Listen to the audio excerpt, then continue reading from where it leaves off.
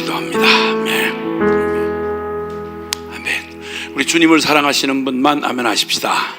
아멘. 아멘. 하나님이 세상을 이처럼 사랑하사 독생자를 주셨으니 이는 저를 믿는 자마다 멸망치 않고 영생을 얻게 하려 하심이라. 이 위대한 하나님의 그 복음이 선포가 되고 또 그 복음이 모든 멸망할 수밖에 없는 죄인된 인생들에게 이 복음이 선포되고 이 복음이 주어졌다는 것이야말로 정말 참 인생에게 주어질 최고 최대의 복음이 우리에게 허락된 것입니다. 그 복음을 우리에게 듣고 믿어서 또 구원에 이를 수 있도록 하나님이 은혜를 주시되 정말 복음의 진수가 되는 로마서를 우리에게 허락해 주셔서 참 어떻게 우리가 그 영이 죽어서 하나님을 모르고 또 유한한 인생이라서 이 땅에 태어나서 잠시 일생이라고 살지만 순식간에 지나가는 이 세상, 또 어두워진 영혼 때문에 우리의 지각이 어두워져서 스스로 하나님을 더듬어 찾을 수도 또 그리고 만날 수도 없었던 우리 인생들을 하나님이 직접 찾아오시고 그리고 우리가 알아들을 수 있도록 주님이 이루어 놓으신 복음을 우리에게 또 기록하여 성경으로 남겨주시고 또 진리의 성령님이 우리에게 또 이 복음을 알 수 있도록 그 로마서라고 하는 복음의 진수, 로마서라고 하는 이 성경 속에 성경이라고 할 수 있는 로마서를 허락해 주셔서 우리로 하여금 정말 하나님의 영광의 복음을 같이 참여할 수 있게 해주신 우리 주님을 다시 한번 감사를 드립니다. 그래서 우리 계속해서 우리 그 복음을 살펴보는 가운데 지금은 이제 로마서 2장으로 이제 들어서게 되겠습니다. 로마서 2장 우리 그 1절부터 로마서 2장 1절부터 우리 11절까지 말씀을 함께 같이 봉독하겠습니다. 시작. 그러므로 남을 판단하는 사람아, 누구를 막론하고 내가 핑계하지 못할 것은 남을 판단하는 것으로 내가 너를 정죄함이니 판단하는 내가 같은 일을 행함이니라. 이런 일을 행하는 자에게 하나님의 심판이 진리대로 되는 줄 우리가 아노라. 이런 일을 행하는 자를 판단하고도 같은 일을 행하는 사람아, 내가 하나님의 심판을 피할 줄로 생각하느냐? 혹 내가 하나님의 인자하심이 너를 인도하여 회개하게 하심을 알지 못하여 그의 인자하심과 용납하심과 길이 참으심이 풍성함을 멸시하느냐? 다만 내 고집과 회개하지 아니한 마음을 따라 진노의 날 곧 하나님의 의로우신 심판이 나타나는 그날에 임할 진노를 내게 쌓는도다. 하나님께서 각 사람에게 그 행한 대로 보응하시되 참고 선을 행하여 영광과 존귀와 썩지 아니함을 구하는 자에게는 영생으로 하시고 오직 당을 지어 진리를 따르지 아니하고 불의를 따르는 자에게는 진노와 분노로 하시리라. 악을 행하는 각 사람의 영에는 환난과 곤고가 있으리니 먼저는 유대인에게요 그리고 헬라인에게며 선을 행하는 각 사람에게는 영광과 존귀와 평강이 있으리니 먼저는 유대인에게요 그리고 헬라인에게라. 이는 하나님께서 외모로 사람을 취하지 아니하심이라. 아멘. 아멘. 우리는 이 죄의 속성을 이제 살펴보는 가운데 이 죄라고 하는 것이 그냥 중립적이거나 객관적으로 이렇게 존재할 수 있는 게 아니고 이 죄라고 하는 이 속성이 인격과 마주칠 때, 인격과 만날 때 비로소 죄가 죄로 이제 성립이 되는 겁니다. 그래서 이제 이 죄가 가지고 있는 이 속성을 이제 살펴보면서 우리는 그 죄가 반역성이라고 하는 가장 근본적인 죄의 속성이 들어있다는 걸 알게 되었죠. 누구에게 대한 반역성이냐? 그건 바로 살아계시고 우리를 창조하신 우리의 원형이 되시는 우리의 근본이 되는 하나님을 향하여 반역성을 가지고 있는 게 죄다. 죄란 보통 그냥 윤리적이고 도덕적인 것로만 알았던, 죄를 그냥 열매 정도, 잘못했고 이제 불법을 저지르거나 불의하거나 불선하거나 부정한 이런 것들이 그냥 그 결과적으로 드러난 죄의 열매가 그냥 이 그릇된 거, 이런 그 열매 정도로 생각을 했는데, 그게 아니고 죄가 가지고 있는 그 죄의 그 밑바닥에 있는 그 동기가, 그 이 반역성이 딱 버티고 있어서 하나님에 대한 반역성이라는 무서운 그 속성이 그 안에 들어있다라고 하는 게 이게 성경의 진리가 보여준 것이었습니다. 그 반역성을 살펴보는 동안에 우리는 그 죄의 그 반역성이 마음에 하나님 두기를 싫어하고 내가 하나님 되고 싶어하는 그런 인간, 우리 그냥 본성, 자연스러운 우리 본성이 당연히 자존심이 강하고, 그리고 또 나는 나다, 내가 하나님이다, 내 인생 주인이다, 이게 우리가 태어나면서부터 똑같은 인간 안에 그렇게 같이 자라오니까 이게 원래인 줄 알았던 거예요. 이게 원래 그런 거구나 이렇게 생각을 한 거예요. 원래가 아니고 이건 전혀 원래 창조함을 받았던 하나님의 원형에서, 인간의 원래의 모습에서 정반대로 떨어져 나간 거죠. 우리는 너무 당연했는데, 그래서 그런 현상을 짚어보다 보니까 다들 고개가 끄덕여지자는 거잖아요. 그죠? 그 로마서 1장 우리 18절에서 우리 하나님의 진노가 불의로 진리를 막는 모든 사람들의 그 경건치 않음과 불의에 대하여 하늘로부터 나타난다. 죄의 속성 처음 그 사실 선고를 받으면서 우리가 이제 우리 자신을 이렇게 직면해 봤습니다. 하나님을 알만한 게 다 우리 안에 있어. 그런데도 불구하고 하나님을 일부러 인정하려 들지 않고, 우리가 양심상 선과 악의 기준이 분명히 있고, 또 뭐가 죄고 뭐가 그 선인지, 악이고 뭐가 선인지, 뭐가 죄고 뭐가 의인지 다 알면서도, 그리고 그걸 남을 판단할 정도로의 기준을 갖고 있으면서도 희한하게 내 안에 그 이상하게도 그런 진짜 내가 선을 사랑하고 의를 추구하는 사람이었다면 하나님은 이런 분이야 라고 하는 성경의 선언을 보는 순간, 이야, 진짜 하나님 내가 만나고 싶었는데 진짜 하나님이네, 정말 하나님 정말 나에게 딱 맞네, 이렇게 반응을 했어야 되는데, 이상하게도 그 기준을 하나님 알만한 모든 지성과 영성과 양심을 가지고 있는데도 불구하고 그 정말 의로우시고 선하신 주님은 밀어내고 마음에 두기를 싫어하고, 이상하게도 그가 내가 아는 정의와 선에 대한 지식은 남 판단하고 비판하는 데 쓰여지고, 희한하게 내 욕심에 딱 이렇게 들어오면 내가 하고 싶은 짓을 할 때는 그게 만약 불의한 거다 그러면 남에게 그걸 틀렸다고 말하면 나도 그걸 하지 말아야 될 거 아니냐 말이죠. 근데 희한하게 내게만 딱 들어오면 전혀 다른 반응을 하면서, 하나님이실지라도 나 하는 일을 막고 불편을 주면 마음에 밀어내고, 하나님 없어, 무슨 하나님이야, 시편 14편 1절처럼 어리석은 자는 그 마음에 이르기를 하나님이 없다 하도다, 하나님 없다 하도다. 그리고 하나님은 없다 하는 것뿐만 아니라 오늘 그 읽었던 본문의 말씀처럼 하나님을 알만한 게 다 그들에게 보여 알려져 있는데도 불구하고 일부러 하나님을 알되 하나님으로 영화롭게도 하지 않고, 그러니까 그냥 순하게 예수를 안 믿는 줄 알았더니 그게 아니라 아주 악하게 하나님을 대적하고 마음에 두지 않으려는 반역성이 있었다. 하나님을 마음에 두지 않으면 무슨 일이 일어나느냐? 그러면 하나님 절대 선이고 절대 의로우신 하나님을 마음에 두기 싫어한다는 말은 내 인생의 주인을 하나님에게 맡기지 않고 내가 내 원하는 대로 살겠다는 말 외에 다른 이유가 없어요. 그런데 그러면 당연히 하나님을 마음에 밀어내고도 내가 만약 선한 인간이었으면 내게서 나오는 열매가 선으로 나와야 될 거 아니겠어요? 근데 그렇지 않다는 거예요.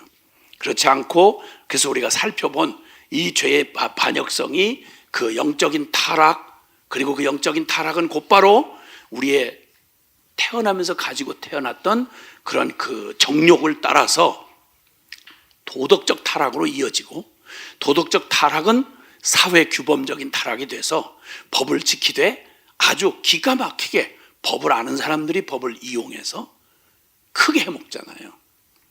정권이 바뀔 때마다 드러나는 일은 법을 아는 판사, 검사, 이 법을 알고 만드는 국회의원, 법을 집행하는 대통령, 권력에 있는 사람들 다 의롭고 정의롭고 그런 줄 알았더니 시간만 지나고 나면 서로 적폐청산한다, 또 혹은 무슨 부패 척결한다, 정권이 바뀔 때마다 대통령 갖다 집어넣고, 그리고 줄줄이 쇠고랑을 차고, 그냥 자기들이 세운 기준을 놓고 보아도 서로가 죽일 놈밖에 안 되는 이 기가 막힌 모순을 가지고 살아가는 인간들, 이 뒤죽박죽된 인간들이 그렇게 살다가 사라져 가니까 다 똑같이 그런 줄 알았는데 아니요, 하나님 앞에 딱 세워놓고 보니까 태생적으로 그 반역성을 가진 이 죄성을 가지고 그렇게 영적 타락하고 도덕적 타락과 그리고 이제 사회 규범적인 타락을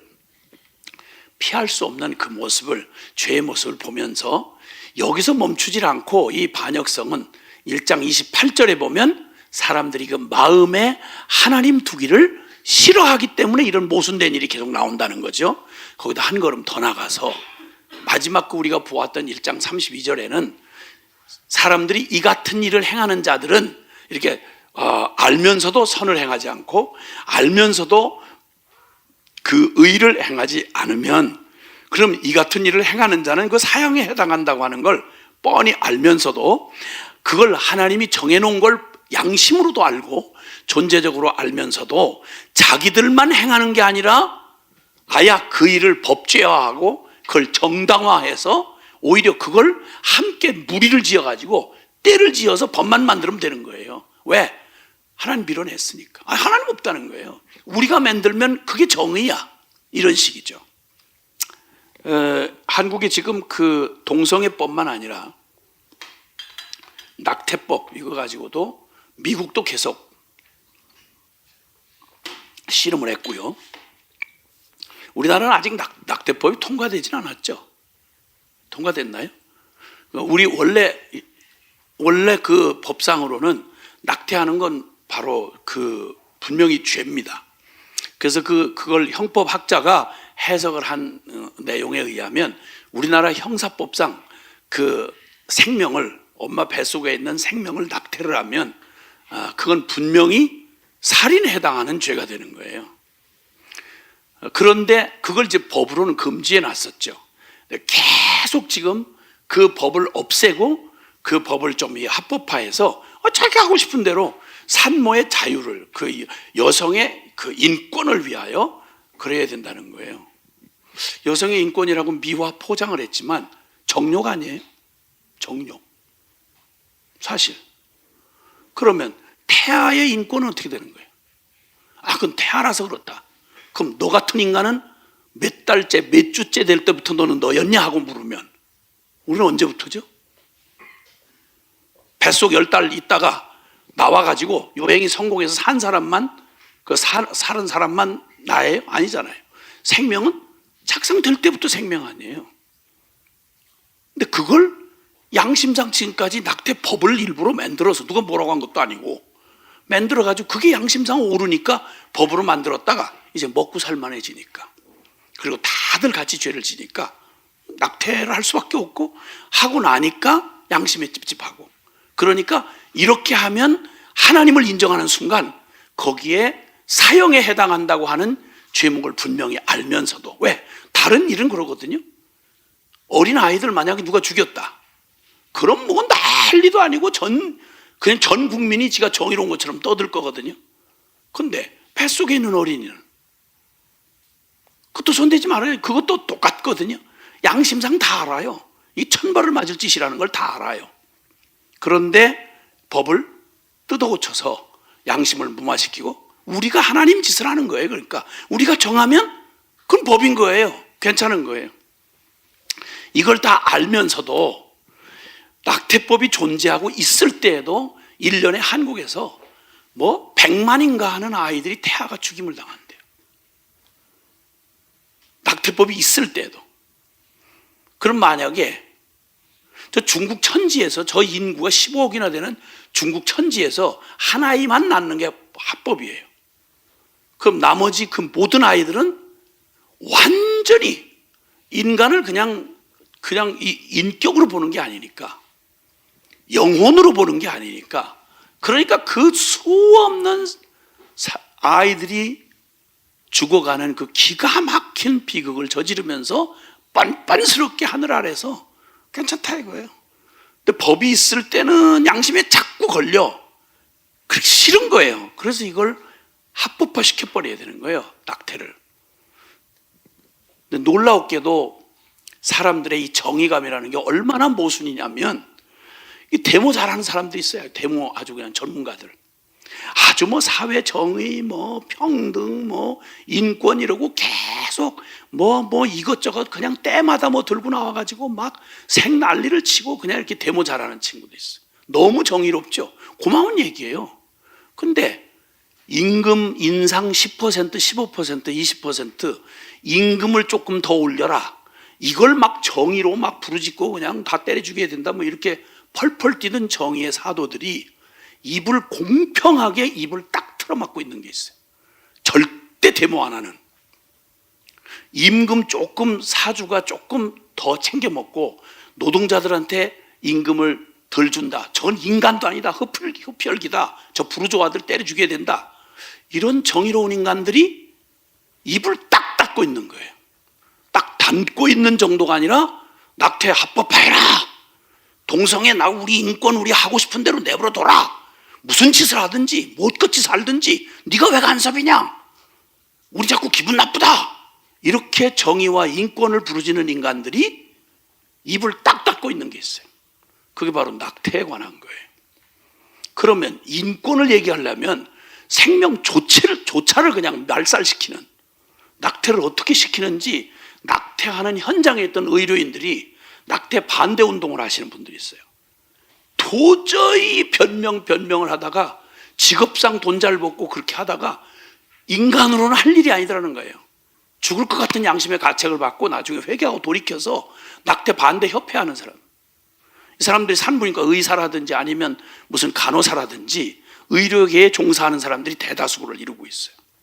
그 사람들이 낙태 그 반대 운동하는 그 협회의 배지가 뭘로 돼 있냐면 요만한 실물 크기에 태아 10주인가요? 10주차 된, 그러니까 낙태할 수 있는 마지막 마지노선이 10주라고 그렇다고 그래요. 그때 제일 많은 아이들이 죽임을 당한대요.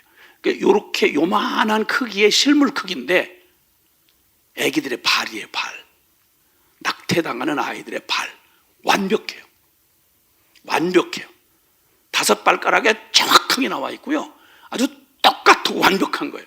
그렇다면 완전한 생명이라는 말이에요. 근데 이걸 자기 부모의 결정에 의해서 무슨 대단히 비극적인 거 뭐 그 사람도 운동할 때마다 아주 워낙 쇼를 잘하니까 뭐 이렇게 해서 뭐 누구한테 강강을 당했는데 그 비참한 비극한 삶을 계속 살게 하는 게 이게 어떻게 한 인생을 다 이러는 거냐. 어마어마한 뭐 하여튼 천에 만에 뭐 수십만 중에 하나 될까 말까 한 무슨 그런 특별한 케이스를 끌어다가 이럴 때 그러면 도대체 산모는 인간이 아니냐 뭐 이렇게 하는데 그런 경우는 거의 없어요. 거의 없고 단지 하나 낙태의 제일 다수의 이유가 뭐냐면 찝찝하다는 거예요. 찝찝하다는 거예요. 원하지 않는데 아이고 재수없이 걸렸다는 거예요. 아니 어떻게 무슨 모순이 똑같은 재배 속에 생긴 아이인데 낳고 싶어서 지가 골라서 낳을 때는 그렇게 물고 빨고 그냥 온 천지에 그런 사랑이 없는 것처럼 그러던 모정이 어떻게 똑같은데 내가 원하지 않았대 생겼다는 이 이유 하나로 그래 준비가 안 됐다. 난 찝찝하다. 혹시 지체부자효가 나올지 모른다. 기형아가 나올지 모른다. 이 말도 안 되는 이유를 가지고 핑계는 둘러대지만 그렇게 해서 처리되는 아이가 그 낙태 반대 옆에 하는 분들이 그래요. 얘기를 어떻게 죽이는지를. 인간의 엽기적인 죄악 가운데 가장 무섭고 엽기적인 게 낙태하는 거래요. 사지를 다 뜯어 죽이는 거예요. 산으로 태워 죽여서 끄집어내고. 그 정의로운 인간들이, 그 뻔뻔한 인간들이 지 정의는 언제만 통하느냐면 남에게 비판하고 지가 이익이 돼서 남을 공격할 때 그러니까 그 양심이 있다는 얘기거든요. 기준이 있다는 얘기잖아요. 남을 판단한다는 말은. 근데 희한하게 자기에게는 전혀 적용을 안 하는 거예요. 하나님만이 하는 일을 그게 그대로 흉내를 내는 거예요. 죄가 그냥 감상적인 죄가 아니고요. 이렇게 악독하고 이게 평범하고 다 점잖은 사람들 모두가 대다수 국민이 다 여기에 해당하는 케이스란 말이에요. 누가 여기서 벗어날 사람이 있겠어요? 이게 우리의 꼴이에요. 근데 하나님이 우리를 보시면서 이런 얘기 안 하죠. 뭐 어디서 해요? 교회에서는 얼마나 다룰래나 모르겠어요. 그냥 믿어주는 거지 뭐. 날 위해서 뭐 그냥 막 예수님이 막 와서 사정하고 믿어달라고 하는 것 같으니까. 아니요, 그런 법이 없었어요. 그 기가 막힌 일, 그 끔찍한 일들이 단지 하나 나의 유익을 위해서, 나의 안락한 삶을 위해서, 내 장래가 마음대로 그렇게 하고 살고 싶은데 이놈의 찝찝하게 자꾸 걸려 따라 붙으면 난 너무너무 불편하니까 이 이유 하나 때문에 남의 아이도 아니고 쥐가 제 생명인데 그런단 말이에요. 이게 32절이 그 말이에요. 32절이 성경이 한 줄도 비켜갈 수가 없어요. 그냥 이 같은 일을 행하는 자는 사형에 해당한다고 하나님께 정하심을 알아요. 모든 인간들이. 그렇죠? 양심이 소리 질러요. 알아요. 그런데 자기들만 행할 뿐이 아니라 그런 일들을 행하는 자들을 옳다 한다. 왜? 혼자 하면 불안하니까요. 그러니까 같이 공범을 만드는 거예요. 그리고 다 해놓고는 그러니까 이거 뭐 기독교 꼴통 같은 게 얘기 뭐 하나님 얘기 자꾸 하지 말라 그래라. 우리 다 인간이라 어쩔 수 없는 거야. 이 짧은 인생인데 우리 즐기고 사는데 이 얘기예요. 아주 쐐기를 이 인간 하나님이 그토록 아름답게 지은 하나님의 형상으로 지음받은 인간성을 파괴시키는 가장 무서운 인간들의 사악함을 그대로 보여준 요 마지막 도장을 찍듯이 이 죄의 반역성의 도장을 찍듯이 크게 나누면 두 가지예요. 하나는 하나님을 알되 하나님을 오히려 그렇게 똑똑한 인간들이 인간 지성이 어쩌고 하는 인간들이 여기 말씀 그대로 보면 하나님을 알되 하나님으로 영화롭게도 하지 않고 일부러 어리석어져서 지가 원하는 우상을 만들고 영적으로 타락했을 때는 하나님 자체를 우습게 우상거리로 만들어 놓고 조롱하듯이 지가 원하는 우상을 만들어. 그러니까 자기를 추구하는 자아숭배하는 거죠. 영적으로는 그래요. 그 다음에 도덕적으로는 실제 삶에서는 바로 여기에 나타나는 것처럼 이 일도 만약에 이 정도로 할 수 있다면 다른 짓은 오죽하겠어요. 지독하게 이기적이고 지독하게 자기 합리화한 이런 모습으로 살아가는 거 연구할 것도 없고 정확하잖아요. 근데 이 얘기를 들으면서 우리는 어떠셨어요? 들으시는 분들한테 묻고 싶어요. 여러분 이 얘기를 들으시면서 누구 많이 닮았다 이런 생각 안 드세요? 어디서 많이 본 놈 같다 이런 생각이 안 드세요? 그 어디서 많이 우리 동네에서 많이 보는 것 같다 이런 생각 안 드세요? 누구예요? 뒷집 아저씨? 아니면 옆집에 그 아줌마? 누구 모습이 어른거리죠 지금 이 얘기 들으면서? 이런 속성을 이렇게 들으면서 죄의 속성을 들으면서 어디서 많이 친한 놈이다 저거. 어디서 많이 본 놈이다. 낯설지를 않아.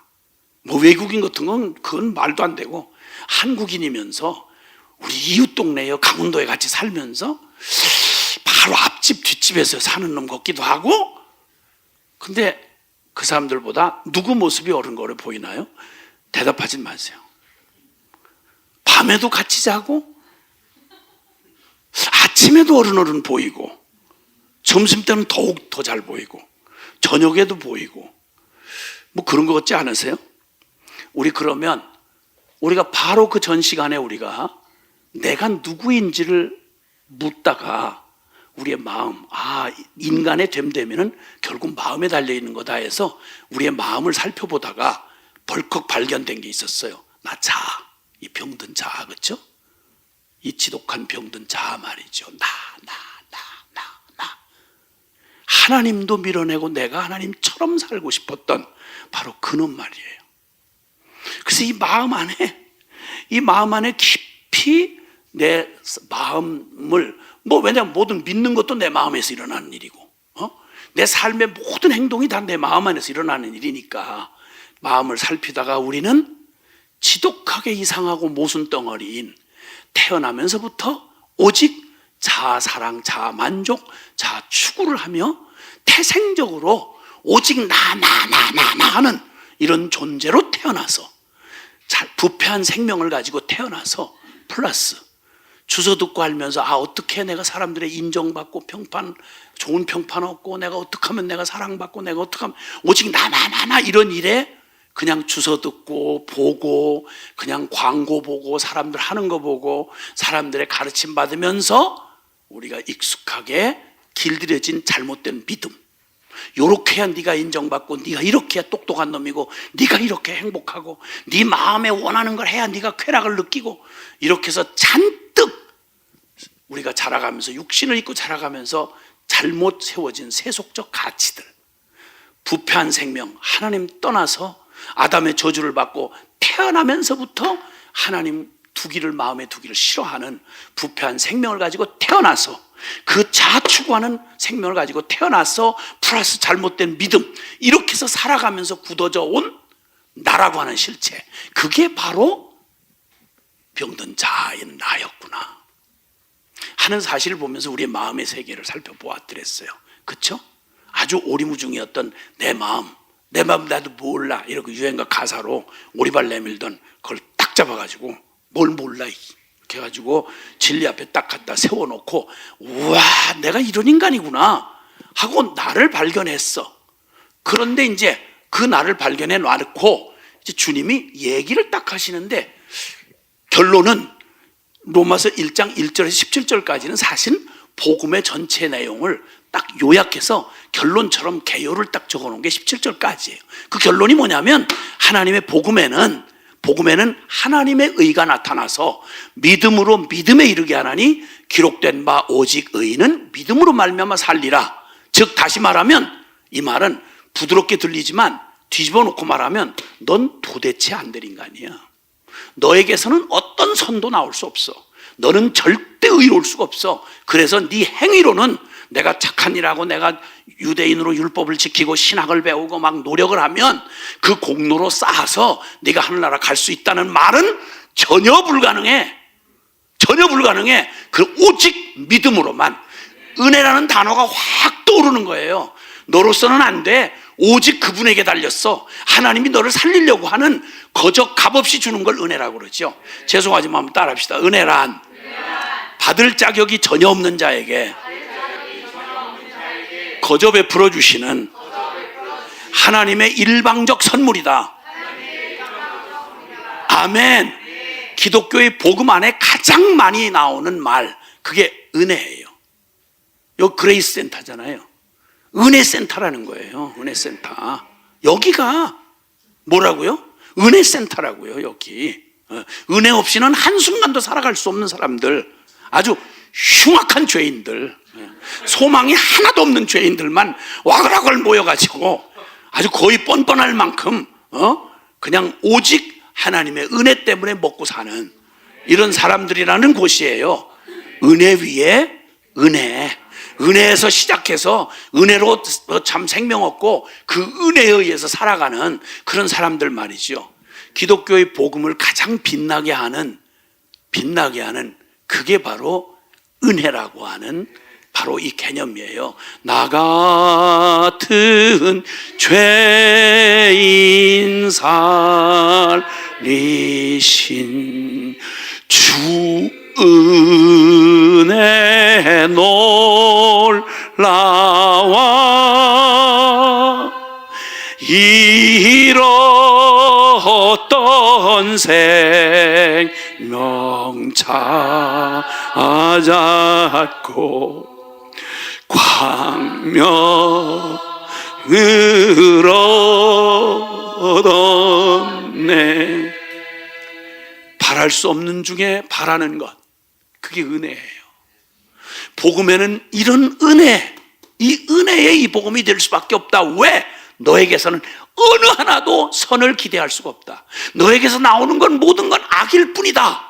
이 진단이에요. 최종 마지막 진단을 딱 받았는데 끝났어. 소망 없어. 현대의학으로는 안 돼요. 그러면 하나님밖에는 기대할 수 없죠. 이 말이에요. 그 얘기가 바로 이 복음의 결론이에요. 그리고 나서 곧바로 왜 은혜여야 하는지를 그걸 그대로 갖다 논고를 막 차박 논고를 해나가는데 무서우리만큼 꼼짝 못하도록 죄를 그냥 근원적으로 지금 죄의 반역성을 따박따박 집어나간 게 로마서 1장 우리 32절까지의 말씀을 살펴보았어요. 근데 그 모습이 내가 살펴보았던 나가 누구인지 그렇게 오리무중 같았고, 그러면서도 오직 나를 그렇게도 지독하게 나를 사랑하고 그 자존심 하나 그냥 목숨을 걸고 살아온 내가 어떤 존재인지 내 마음을 먼저 엑스레이에 딱 MRI 찍어서 보니까 이런 내 마음이 이 지경이네. 근데 보니까 이게 그 마음이 왜 그 지경인가를 보는데 나하고 상관없을 줄 알았던 죄를 살펴보는 동안에 이게 겹쳐 보이는 거예요. 죄는 어디서 번식을 하는 거 하니? 인간의 하나님 떠난 인간의 내면, 마음, 심령 안에서 번식을 하는 거예요. 죄는 절대 아무 데서나 존재하지 않아요. 불이 타려고 해도요, 불을 타려면 조건이 갖춰져야 돼요. 일단 불이 타는 소재가 돼야 돼요. 소재가, 불이 붙어야 돼요. 불씨만 있어도 안 돼요. 불씨만 가지고 안 돼요. 불이 타는 소재가 돼야 되고, 불이 타는 소재가 있어도 산소가 공급 안 되면 불 못 타요. 그러니까 소재가 불이 타야 되는 연소재가 돼야 되고, 그리고 그 연소를 하려면 산소가 공급이 돼야 되고, 그 불씨가, 그때 불씨가 주어질 때 이게 탈 수 있단 말이죠. 죄가 언제 성립이 되느냐? 그 죄는 바로 이런 생명 안에, 인격 안에 들어올 때 그 인격을 그냥 바이러스가 확 집어삼키듯이 죄의 바이러스가 하나님을 떠난 바로 그 심령 안에 그냥 바이러스가 퍼져버리면 죄가 원래 가지고 있는 속성이 그대로 드러나서 죄를 보고 죄가 뭐냐 알려면 우리의 병든 자, 우리의 내면을 살펴보면 아하, 죄가 이런 거구나 라는 걸 알게 된단 말이에요. 자, 그래서 그 죄가 얼마나 무서운 그 반역성을 가지고 있는지 그 아주 가공할 만한 죄의 그 실상을 대략 우리가 한번 살펴보았어요.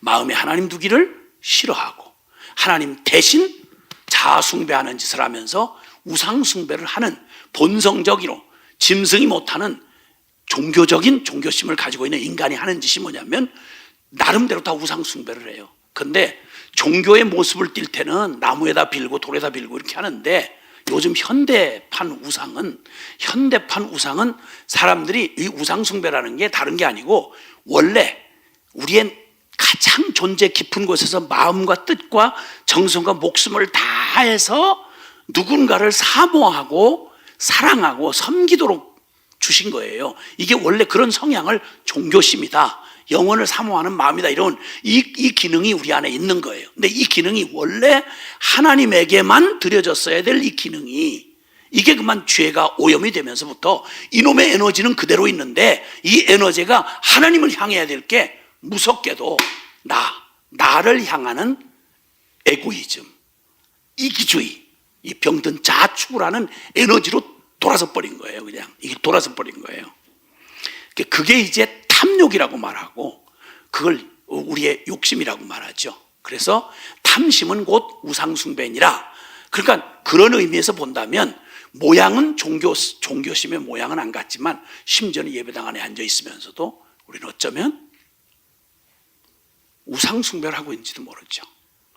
내가 인정받고 내가 사랑받고 내가 존중받고 나.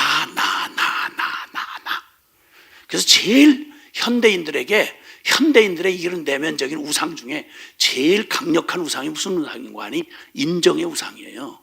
평판의 우상.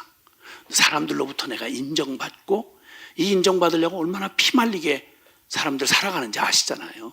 사람들이 나를 무시하고 내 자존심을 그냥 건들고 나를 그냥 투명인간 취급하고 이럴 때 못 견디거든요. 사람이 제일 어려운 게 누구한테 전혀 존재감이 없는 사람 되는 거. 무시당하고, 그리고 거들떠보지도 않고, 거치면 그냥 밀어내버리고. 얼마나 인간이 어려워요. 그러니까 인간은 어떻게든지 어렸을 때부터 자기도 모르게 계속 외모에 왜 신경 쓰죠? 사람들에게 주목받고 싶은 거예요. 인정받고 싶은 거예요. 외모에. 목숨 걸어요. 평생 외모를 꾸미는 에너지만 하면, 주님을 그 정도만 섬겼더라면 무슨 축복을 받아도 어마어마하게 받았을 거예요. 어마어마하게 받았을 거야. 패션을 왜 그렇게 신경 써요? 패션을 주목받고 싶어서, 무시당하고 싶지 않아서, 왕따 당하고 싶지 않아서 그렇게 하는 거예요. 이제 그런 우상숭배로 가득 찼던 우리의 우리의 병든 자아의 모습들. 그러니까 우상숭배자가 다른 게 아니라 아까 골로새 3장 5절의 말씀처럼 탐심은 곧 우상숭배니라. 그러니까 우상숭배의 사실 밑바닥, 그 사실은 원인은 우상 자체를 좋아해서가 아니고, 원래 없는 거니까, 원래 그게 아니고 진짜 목적은 자아숭배라는 거예요. 나를 숭배하는 거예요. 나를. 이거 원래 하나님을 숭배했어야 될 건데, 무서운 저주. 그러니까 이렇게 오직 나를 숭배하는 나. 그러니까 내게 이익이 되고 내가 도움이 될 거라고 그러면 목숨 걸어요. 그래서 나를 구하는 이 우상숭배로 하는 그 일을 하니까 결국 그게 도덕적 타락으로 올 때 왜 성에 그렇게 집착할까요? 성처럼 자기의 개인에게 있어서 그 깊이 자신의 이 정서와 육체적인 쾌락과 만족을 주는 게 성보다 더 자극적인 게 없는 거예요. 그러니까 온통 온 세계가 다 인류 역사 내내 미쳐 돌아가는 게 성 때문에 그래요. 성 때문에. 이 성문화. 그래서 도덕적인 죄를 짚으실 때 성적인 이 죄를 제일 먼저 다루세요. 성경에 보면 수많은 죄목을 이렇게 하실 때 거의 예외 없이 음란과 부정과 사욕과 이렇게 시작해요. 왜 그러냐면 다른 죄들은 몸 밖에 있거니와 음란한 죄는 그 몸 안에 있느니라 그랬어요. 그 말이 인격에 가장 깊이 치명적인 자국을 남기고, 그리고 폐해를 주는 게 성문제예요. 성문제. 그러니까 성은 하나님이 굉장히 엄하게 다루셨어요. 성은 구별되게. 불이 참 좋지만요, 불이 보일러 안에서 관리가 안 되면, 만약 들불이 산으로 번져버리면 이거 그냥 끝장나는 거예요. 불은 굉장히 좋은데 좋은 것일수록 엄중하게 정해진 안에서 그 관리가 돼야 되는 거예요. 성적인 욕구 마찬가지예요.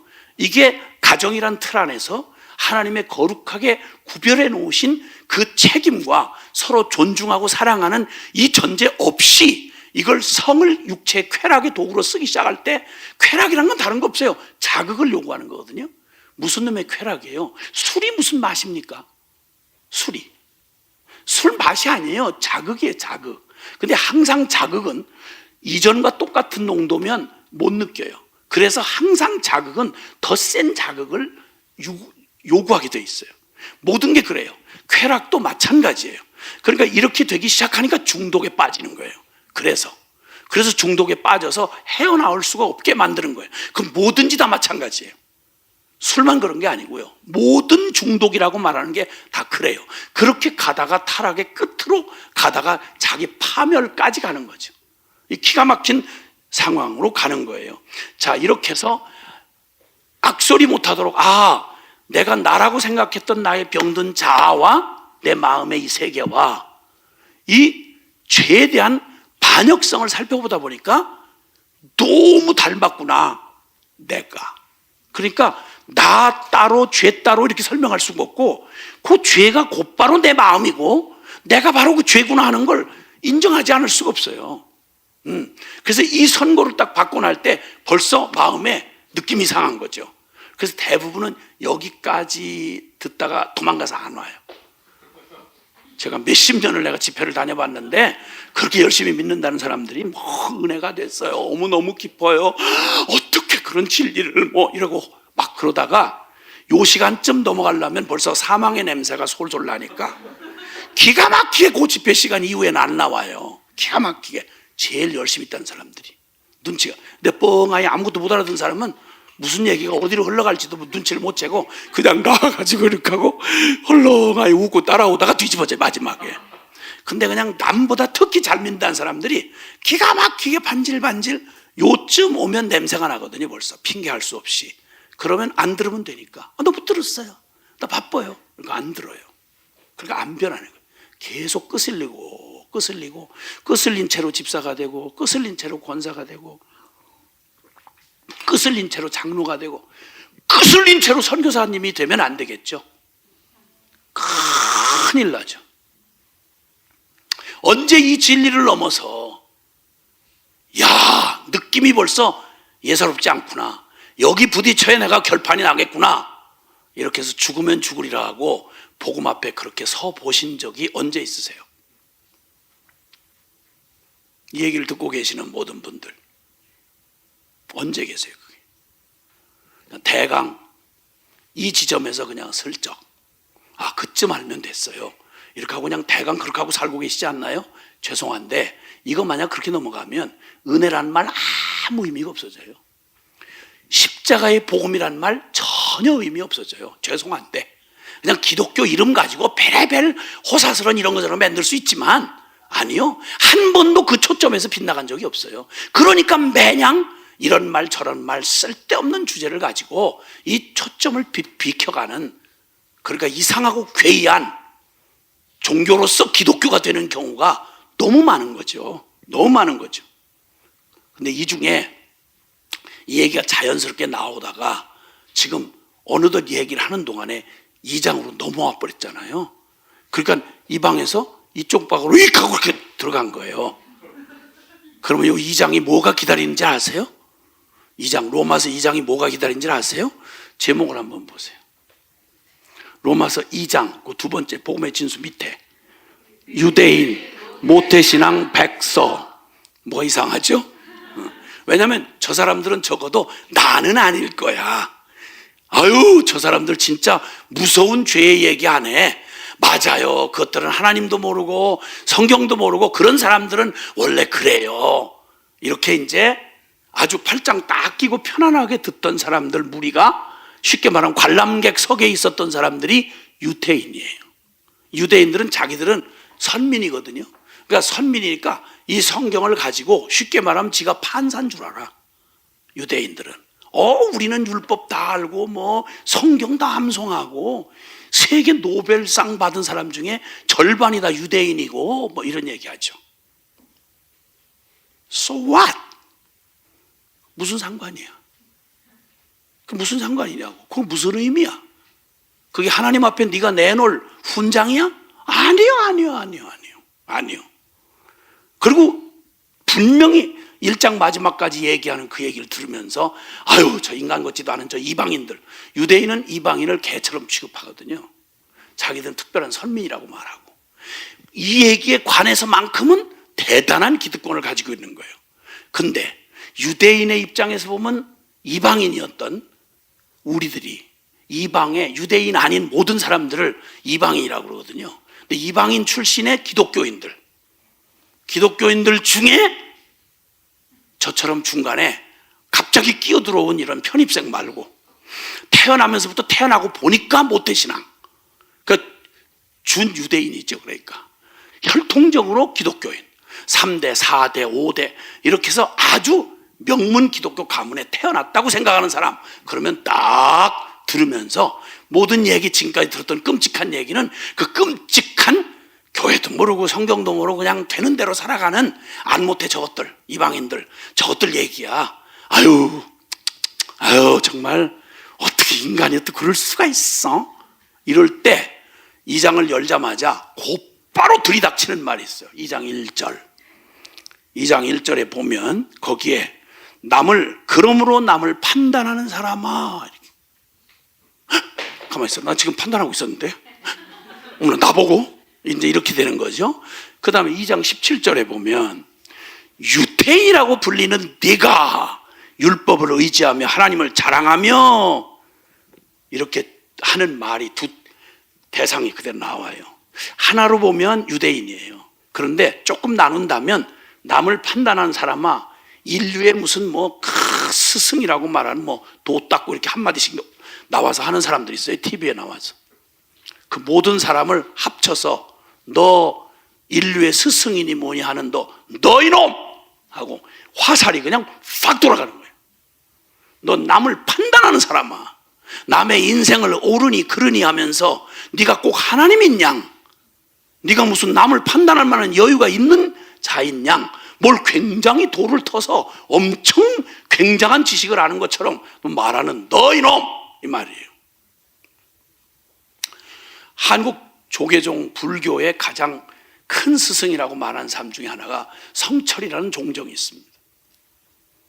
그 마지막 유언같이 그 마지막 그러니까 열반송이라고 해서 그가 죽을 때 마지막 임종할 때 유언한 게 있습니다.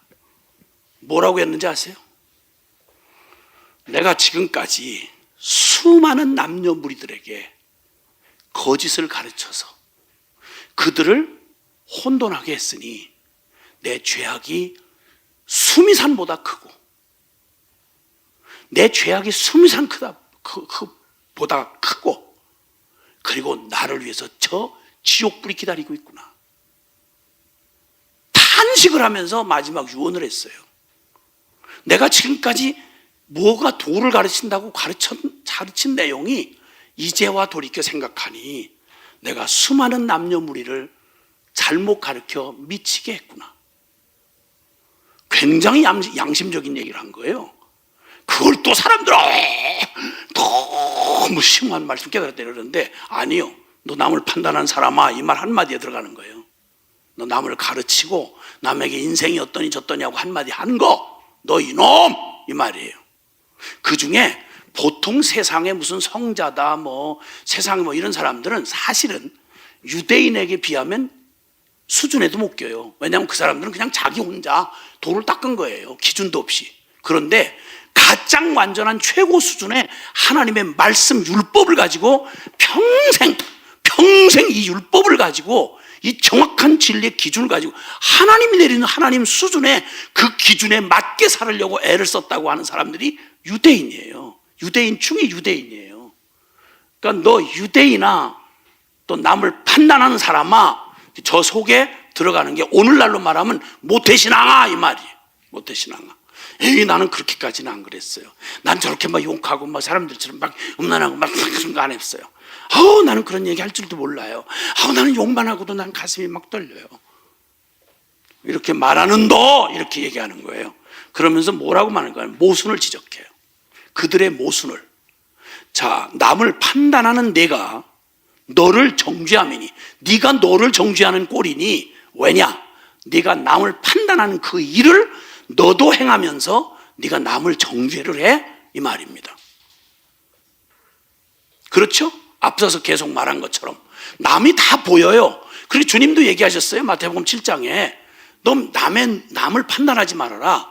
그러시면서 아주 우스꽝스러운 모습을 얘기하셨는데 네 눈에 들보는 깨닫지를 못하면서 지 눈에는 들보 같은 게 들어있는데 남의 눈에 티끌을 보고 그걸 빼주겠다고 들보가 눈앞에 이렇게 가려진 놈이 그걸 막 그 들보 사이에 틈을 가지고 이렇게 보면서 남의 눈에 그 티가 들어가 있는 걸 빼주겠다고 막 난 눈을 찌르고 코를 찌르고 막 이런 우스꽝스러운 모습을 우리가 서로 비판하면서 사는 우리 모습을 주님이 그렇게 얘기하셨어요. 예수님이 비유로 말씀하신 거예요.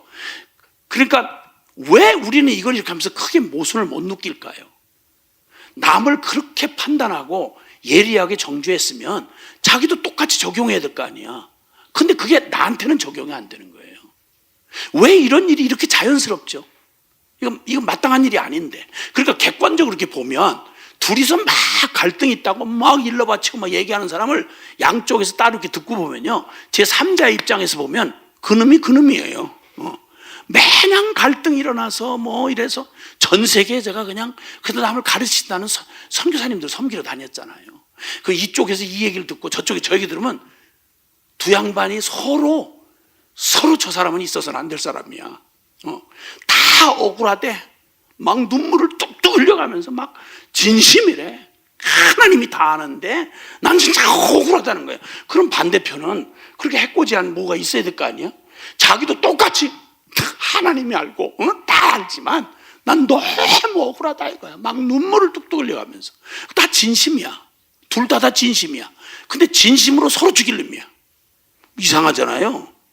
그러니까 그 모습은 다른 데였고, 남을 판단하는 그 일을 내가 똑같이 하면서 내 입장에 대한 변명이 있어. 자기 변명과 합리화가 있는 거. 나는 그럴 수밖에 없는 이유가 있었어.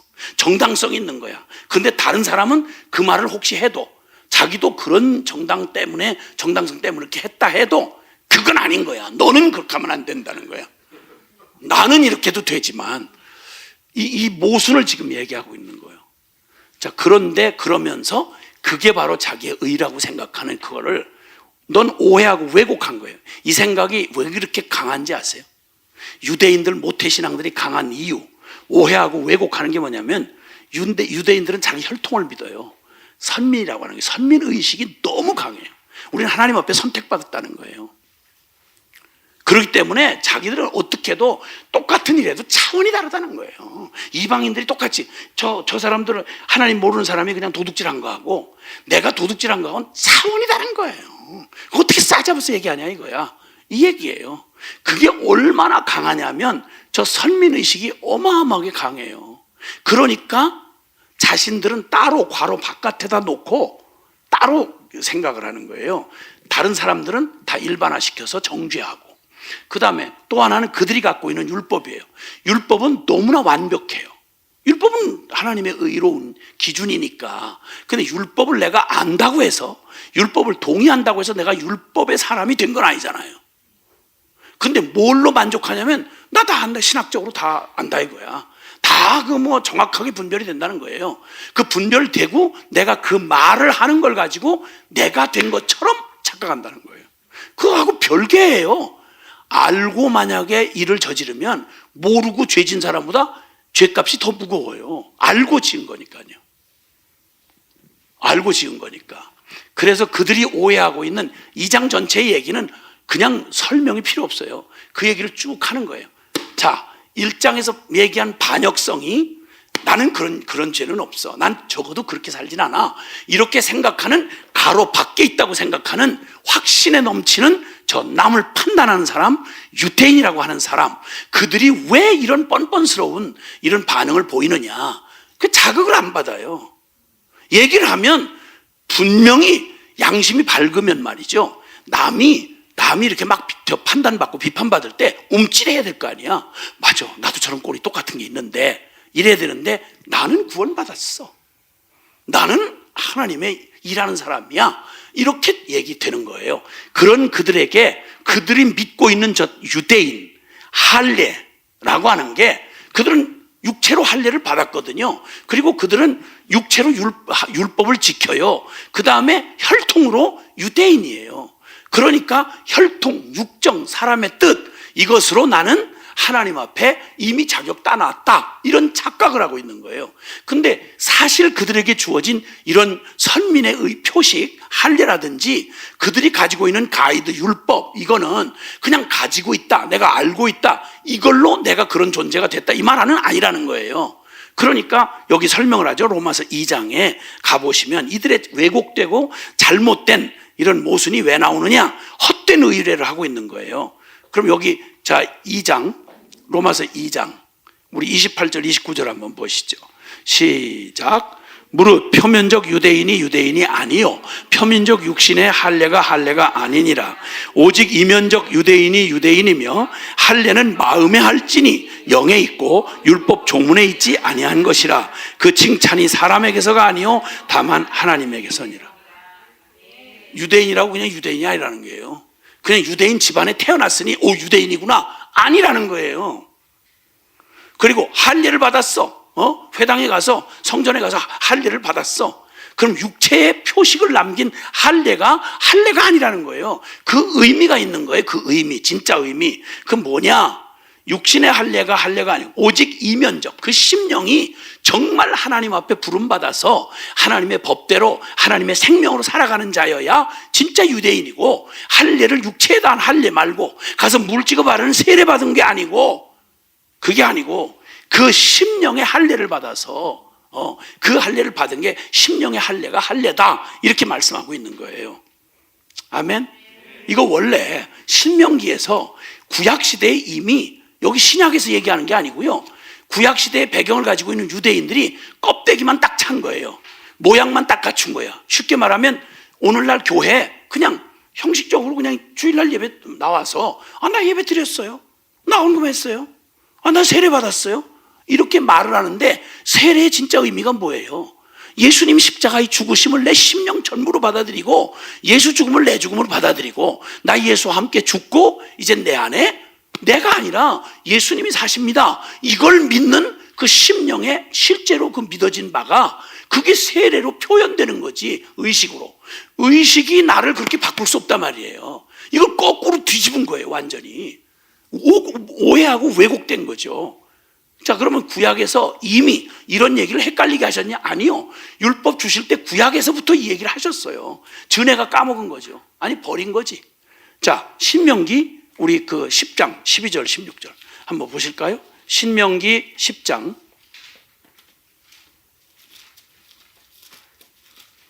신명기 10장요.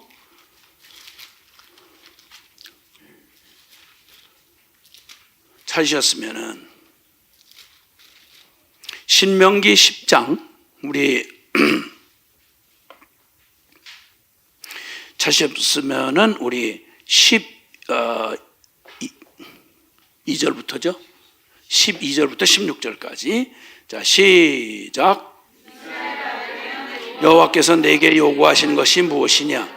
곧 내 하나님 여호와를 경외하여 그의 모든 도를 행하고 그를 사랑하며 마음을 다하고 뜻을 다하여 내 하나님 여호와를 섬기고, 내가 오늘 내게 행복을 위하여 내게 명하는 여호와의 명령과 규례를 지킬 것이 아니냐?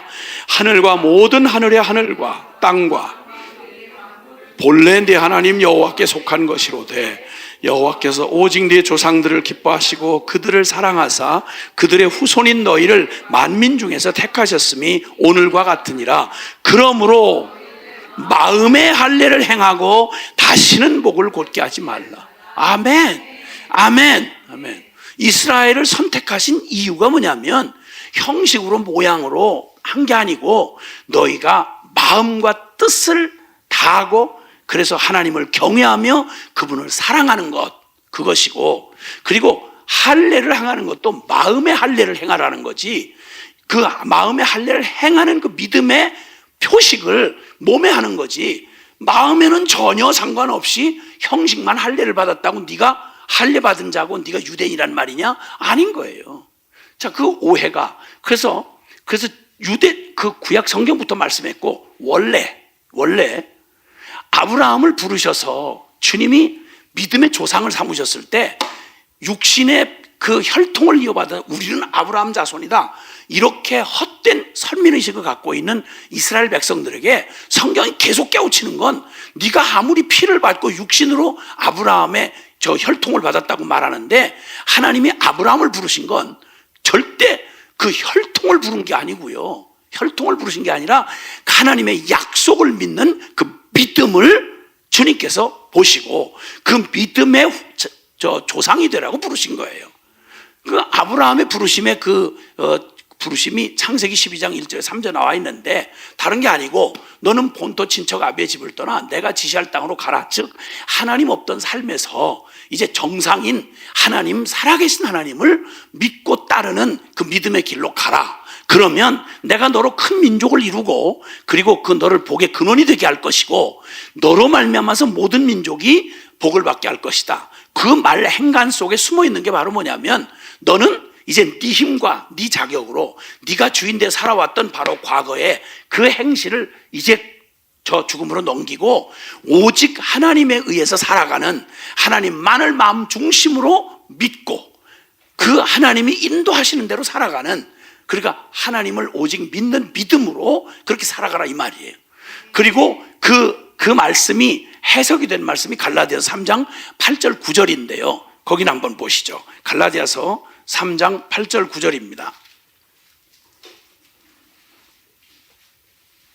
갈라디아서 3장 8절 9절에 보니까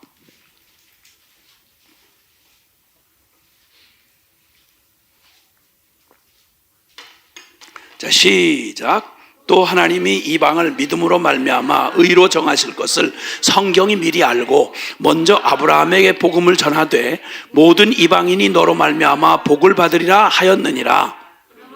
믿음으로 말미암은 자는 믿음이 있는 아브라함과 함께 복을 받느니라. 아멘. 아멘.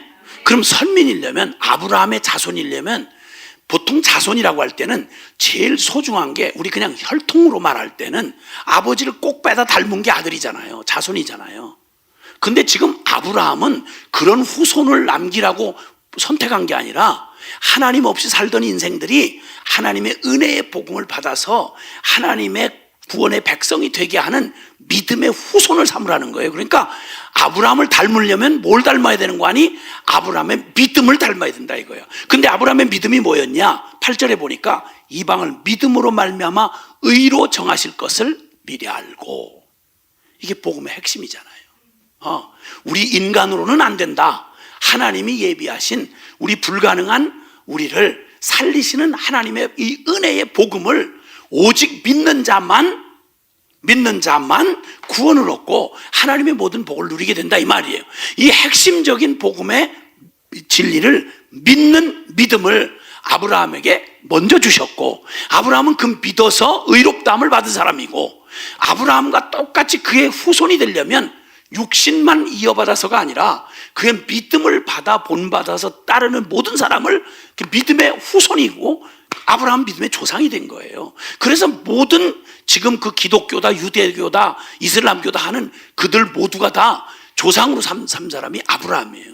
근데 우리는 혈통적으로는 전혀 상관없어요. 아브라함하고 있다면 오직 믿음이에요. 오직 믿음으로 의롭다함을 받는 하나님 자녀가 되는 이 복말이에요. 이걸 주님이 그 복음을 아브라함에게 전해주셨고, 모든 이방인이 너 때문에, 너로 말미암아 복을 받게 되리라. 그러므로 믿음으로 말미암는 자는 믿음 있는 아브라함과 함께 복을 받는다. 이렇게 주님 말씀하셨어요. 맞아요. 그러면 아브라함과 똑같은 믿음을 가졌다면 그 후에 유대인들이 이런 이상한 짓을 안 했을 거 아니에요. 진짜 유대인다운 유대인이 누구냐?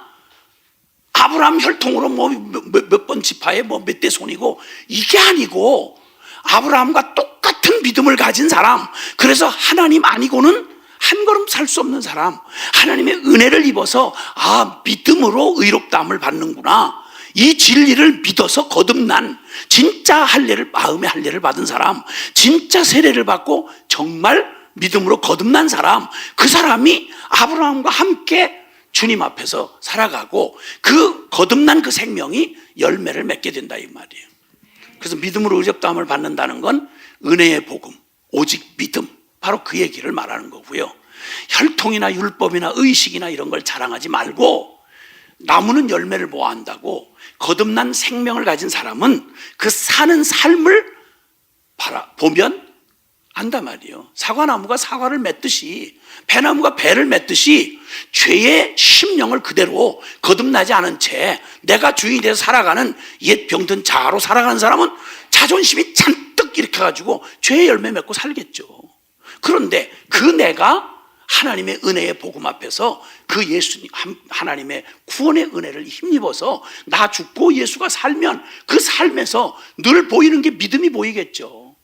순종이 보이겠죠. 아멘? 예. 그래서 이제 결국 이 사실을 보면서 유대인과 모태신앙의 백서, 유대인과 모태신앙의 이 헛된 자긍심, 믿음의 근거가 통째로 지금 벌거벗겨진 채로 흔들리고, 결론이 딱 뭐냐면 누가 진짜 유대인이냐, 뭐가 진짜 할례냐, 이렇게 2장이 그렇게 마무리가 돼요. 그래서 남는 얘기는 결국 유대인과 그럼 할례는 다 헛건가? 뭐 이렇게 되는 거죠. 유대인과 할례는 그럼 하나님이 주신 게 다 헛거란 말인가? 아니, 그럴 수가 없는 거죠. 유대인에게 주신 원래 메시지가 믿음이었지 혈통이 아니라는 건 구약에서부터 얘기했잖아요. 그러니까 저들이 헛가 믿은 거지 믿음이 헛건은 아니죠. 유대인의 그 유대인을 선택하시고 약속한 게 다 헛방이 아니죠. 그 약속이 다 살아있어요. 하나님은 다 오르세요. 그 하나님, 오르신 그 하나님이 결국 하나님이 말씀하신 유대인을 선택하시고 그들에게 약속하시고 그들에게 언약하셨던 모든 건 취소되지 않았어요. 언제든지 믿음으로만 돌아오면 유대인이 누리는 그 특별한 선택받은 민족으로서의 축복을 언제라도 누릴 수 있는 거예요. 그런데 헛되게 이건 제끼고 그냥 육신만 자랑하고 혈통만 자랑하고 자기들 의식만 자랑하고 신학 지식만 자랑하고 이 짓을 하면 전혀 하나님 약속은 그런 약속이 아니었기 때문에 그냥 제껴지는 거죠. 그냥 제껴지는 거죠. 이렇게 해서 결국은 자신들이 1장에서 이방인 막 질타하는 줄 알았는데 죄의 반역성을 바라보다가 와우, 나는 그들이 100을 저지를 때 나는 50밖에 안 해먹었어. 난 그들이 내놓고 죄를 지을 때 나는 살짝 숨어서 죄를 지었어. 이런 정도를 가지고 유대인들이 나는 달라, 저들하고는 달라, 이렇게 말할 근거가 없었다는 거예요. 똑같이 그놈이 그놈이야. 그래서 존재적 죄인이란 사실, 존재적 죄인, 시편 51편에 보면 다윗이 유대인 중에 진짜 최고 유대인이었고, 그리고 정말 하나님의 특별한 은혜를 입어서 하나님의 총애를 받았던 다윗이 시편 51편에 밧세바의 아내를 범하고 나서 그가 발견한 사실은 내가 다른 사람과 달리 유별나게 하나님의 사랑을 받고 주님 앞에 그렇게 뜨거운 열정으로 그렇게 살아왔던 건 내 자격이 아니고 철저하게 하나님의 은혜였구나. 그 은혜를 떠나는 순간 나는 한치도 다를 게 없고 이방 저 형편없는 죄인들하고 내가 똑같은 존재적 죄인이었구나. 모친이 죄 중에 나를 잉태하였고 나는 죄 가운데 태어나서 죄 중에 살던 자였습니다. 오 하나님, 내 안에 저절로 있는 줄 알았던 바로 주님을 사랑하는 그 마음, 구원의 즐거움, 그리고 그 놀라운 하나님의 은혜의 그 진리들을 내 안에 다시 일으켜 주십시오. 다시 일으켜 주십시오. 나는 저절로 유대인으로 태어나면 저절로 그냥 죄하고 상관없이 태어난 줄 알았는데 아니군요. 존재적 죄인이군요. 아무것도 유대인이나 이방이나 다를 게 하나도 없군요. 그 죄에 얘기한 로마서 1장 18절 이하에 그 모든 죄의 반역성이 그대로 내 안에 있군요 라고 하는 사실을 깨닫게 된 겁니다. 아멘. 이제 다음 시간에 살펴볼 일이지만 결론은 이미 났습니다. 이게 3장에 가보면 유대인들의 이런 막 혼돈스러운 마음, 이걸 다 정리하고 난 다음에 결론을 딱 찍어주기를 로마서 3장 9절에 이렇게 말합니다.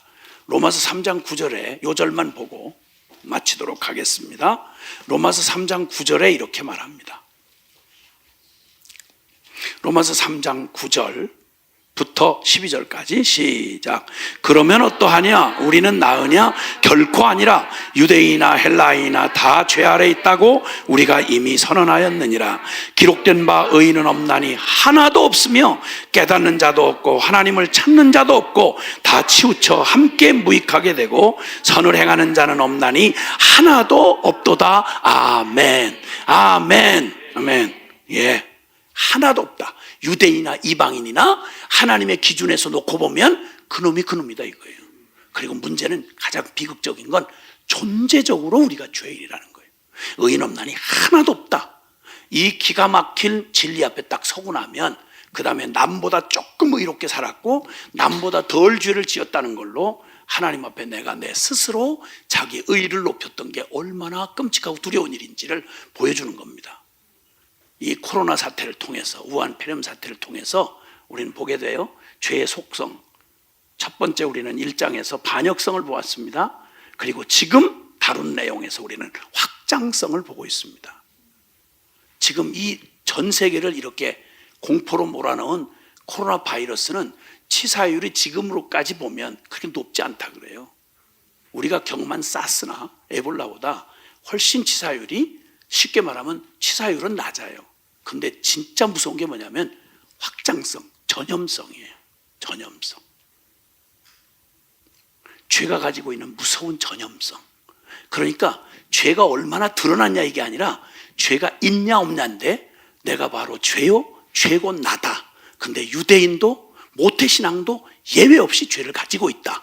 그런데 이게 무서운 건 지금 얼마나 드러났냐가 문제가 아니라 상황과 조건만 딱 갖춰주면 이게 그냥 갔다가 팬데믹을 이룰 수 있는 거예요.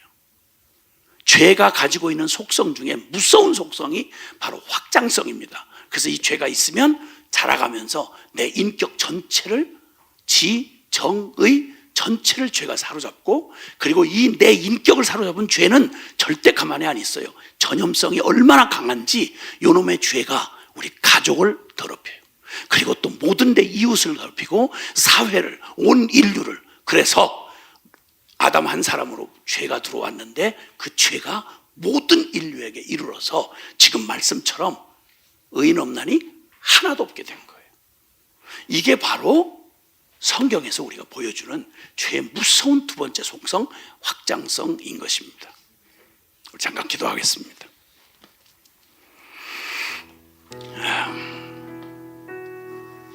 지금 우리가 죄의 진리를 살펴보고 있는 것은 사실 나하고 무관한 얘기를 살피는 게 아니라 내 인생의 가장 근본적인 얘기고 가장 다급한 얘기입니다. 왜냐하면 이것과 무관한 게 없어요. 모든 내 인생에 좋든 나쁘든 꼬였든 풀렸든 이게 전부 이 뿌리와 다 있어요. 그래서 이 문제가 해결되지 않는 한 내 인생의 어떤 수고도 헛수고가 되는 거예요.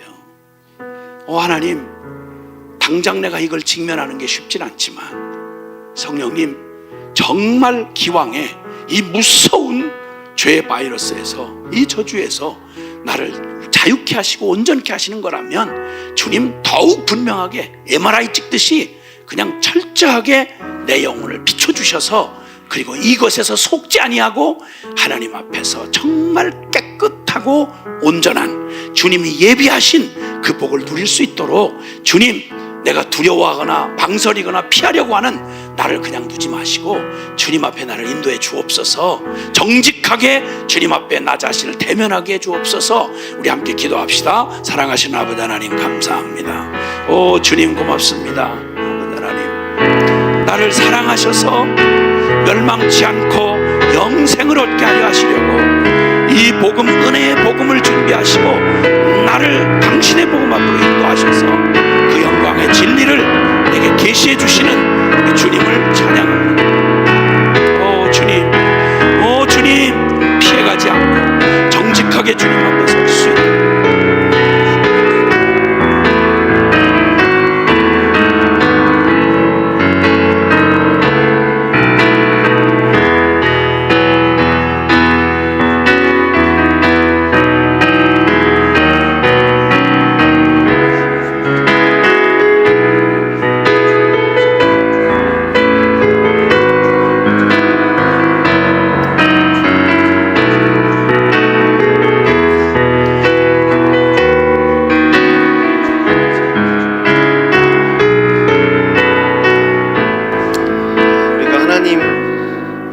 들으며 알 수 있었던 것은 정의를 외치고 남들보다 조금 더 정의로운 행동을 했다고 해서 정의로운 인간이 아니며, 도덕을 가르치고 남들보다 조금 더 도덕적인 행동을 했다고 해서 도덕적인 인간이 아님을 하나님은 말씀을 통해 우리 자신을 인정할 수밖에 없게 하셨습니다.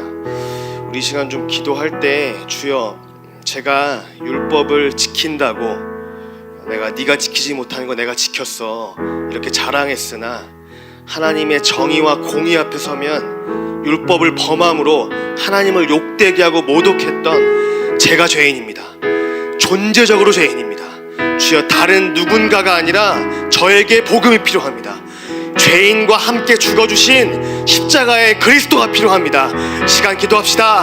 하나님 아버지, 주님, 다른 누군가가 아닙니다. 주님, 제가 예수 그리스도가 필요하고 제가 십자가의 복음이 필요한 자임을 주여 고백합니다. 주님, 정의로운 행동을, 도덕적인 행동을 주여 말하고 조금 더 누구보다 누가 더 나은 그것을 가르쳤다고 해서 하나님 앞에 정의로운 인간이 될 수 없고 하나님 앞에 도덕적인 인간이 될 수 없음을 하나님 아버지, 머리부터 발끝까지 죄로 말미암아 주된 생명이 된 존재적 죄인임을 고백합니다. 아버지 하나님, 주여 아버지, 시간 복음의 말씀 앞에 우리 자신을 비추어 주게 해주셔서 감사합니다. 주님 아버지, 주님, 그런 죄인 맞습니다. 주님, 십자가의 복음이 필요합니다. 하나님 아버지, 영원히 이 죄로부터 하나님 해결할 수 없는 이 죄인 된 나와 함께 죽어주신 십자가의 그리스도가 하나님 필요함을 고백합니다. 주 아버지, 제가 그러하며 우리가 그러함을 주님 고백합니다. 주님, 주님 감사합니다. 주님 아버지, 복음 앞에 우리를 서게 해주셔서 감사합니다. 주님의 말씀이 우리의 영혼을 비추어 주셔서 그 완전한 그 의와 소망의 길 예수 그리스도께로 인도하고 계셔서 감사합니다. 하나님, 존재적 죄인입니다. 도덕적 인간 아니고 의로운 인간 아니고 누구보다 누구를 낫다고 여기며 비판하고 정죄했으나 하나님 앞에 서면 정확히 심판받을 수밖에 없는, 내 죄로 말미암아 멸망하여 지옥 갈 수밖에 없는 죄인임을 인정합니다. 주님, 은혜가 필요하고 십자가의 그리스도가 필요합니다. 오 주여, 우리를 그리스도께로 인도하여 주시옵소서. 예수 그리스도의 이름으로 기도드립니다. 주님께 감사의 박수를 드리겠습니다.